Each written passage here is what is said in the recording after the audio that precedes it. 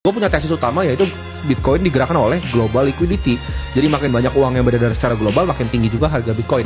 Kedengarannya simple kan? Tapi pertanyaannya, apa itu global liquidity? Kenapa sebegitu ngaruhnya dengan harga aset, termasuk Bitcoin? Global liquidity itu sebenarnya cuma istilah keren dari seberapa banyak uang beredar di sistem keuangan dunia. Jadi ketika semakin banyak uang yang tercetak dan beredar, makin tinggi untuk menyetir kenaikan harga aset seperti saham, kripto, bahkan properti.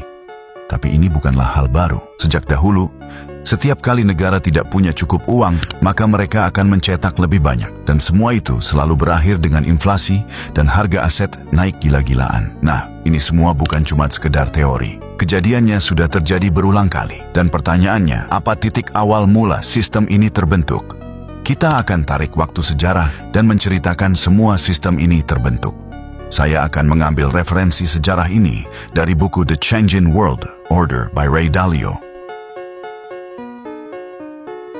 Pada tahun 1971, Amerika Serikat mengalami momen krisis keuangan besar yang mengubah sistem moneter dunia. Saat itu, Ray Dalio masih seorang pegawai muda di Bursa Efek New York dan menyaksikan langsung peristiwa tersebut. Sebelum 1971, sistem keuangan global masih menggunakan standar emas.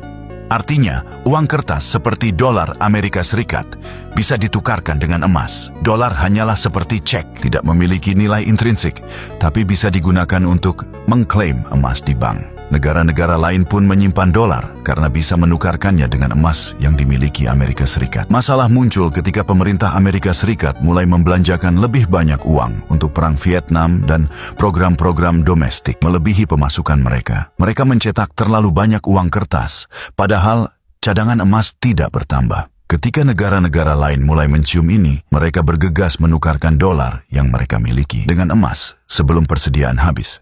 Akibat tekanan itu, pada malam Minggu tanggal 15 Agustus 1971, Presiden Richard Nixon mengumumkan secara langsung di televisi bahwa Amerika Serikat akan menangguhkan sementara pertukaran dolar menjadi emas. Meskipun disampaikan dengan kata-kata diplomatis, The strength of a nation's currency is based on the strength of that nation's economy. And the American economy is by far the strongest in the world. Accordingly, I have directed the Secretary of the Treasury to take the action necessary to defend the dollar against the speculators. I have directed Secretary Connally to suspend temporarily the convertibility of the dollar into gold or other reserve assets, except in amounts and conditions determined to be in the interest of monetary stability and in the best interest of the United States. Pada dasarnya inti dari pesan Nixon bahwa Amerika Serikat menyatakan tidak sanggup lagi menukar uang kertas dengan emas, dan ini adalah bentuk gagal bayar alias default dari pihak Amerika Serikat. Keputusan ini secara efektif mengakhiri sistem Bretton Woods, yaitu sistem keuangan global pasca Perang Dunia Kedua yang berbasis pada dolar yang didukung emas. Sejak saat itu, dolar dan mata uang lainnya menjadi fiat currency, yaitu uang yang nilainya ditentukan oleh kepercayaan masyarakat, bukan oleh emas atau aset fisik apapun.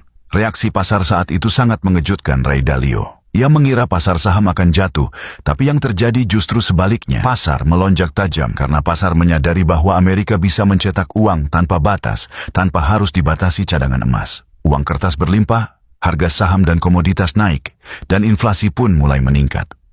Peristiwa ini menjadi titik balik penting dalam sejarah keuangan global dan menandai dimulainya era baru, di mana bank sentral memiliki kebebasan penuh untuk mencetak uang, dan nilai mata uang sepenuhnya bergantung pada kepercayaan. Dan yang terjadi setelah itu, Amerika mulai cetak uang sebanyak-banyaknya. Harga emas, saham, properti, semuanya naik. Pola ini berulang terus dari krisis tahun 2008, pandemi COVID 2020, dan crypto market pun melonjak tajam saat percetakan uang lebih banyak terjadi. Ray Dalio memberi kita sebuah prinsip bahwa kalau bank sentral mulai mencetak banyak uang untuk mengatasi krisis, maka belilah saham, emas, dan komoditas karena nilai dari uang kertas akan segera menurun signifikan dan akhirnya menyebabkan inflasi. Jadi, kalau Anda serius ingin mengerti kenapa harga Bitcoin bisa naik, kenapa aset-aset punya pola tertentu, dan kemana arah dunia ke depannya, maka pelajarilah sejarahnya. Anda bisa mulai belajar dari buku milik Ray Dalio ini. Bahkan buku ini bukan cuma berbicara soal ekonomi, tapi soal kekuasaan, perang, utang, dan bahkan masa depan dunia. Bukunya sudah subtitle Indonesia. Anda bisa membelinya di keranjang kuning atau kalau mau versi digital original berbahasa Inggris dan lebih murah, Anda bisa klik link di bio.